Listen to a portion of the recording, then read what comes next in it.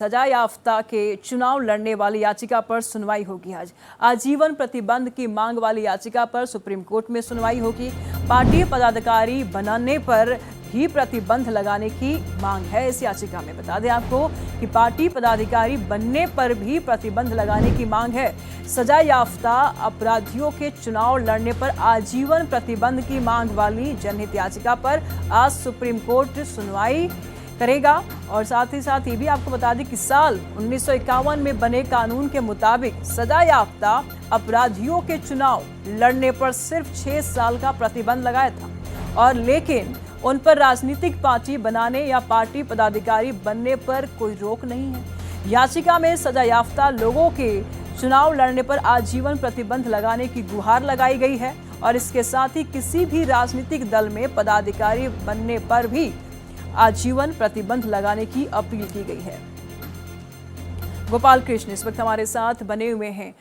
इस याचिका में क्या कुछ विशेष है? क्योंकि देखिए, ये बात तो सही है कि सजा याफ्ता होने के बावजूद भी चुनाव लड़े जा रहे थे, इलेक्शन में शामिल हुए जा रहे थे। क्या इस पर सुनवाई के बाद कुछ नया निर्देश जारी किया जा सकता है कोर्ट की तरफ से? क्या कुछ है इस याचिका में?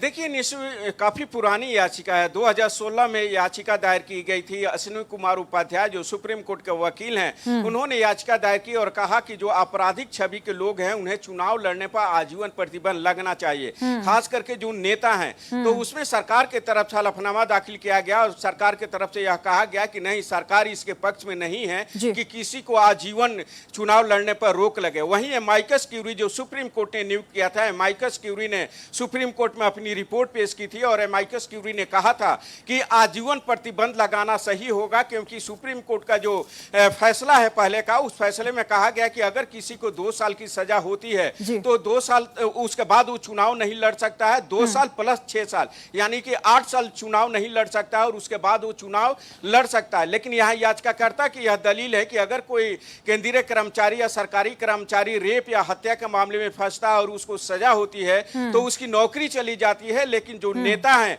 या जो अन्य लोग हैं जो आपराधिक प्रवृत्ति के हैं वो चुनाव लड़ते हैं और उसके बाद उनको उस पर सजा होती है तो वो 6 साल के लिए जो है चुनाव नहीं लड़ते, उसके बाद चुनाव लड़ सकते हैं। यह गलत है, इसलिए जो कोर्ट ने फैसला दिया उसमें संशोधन करें।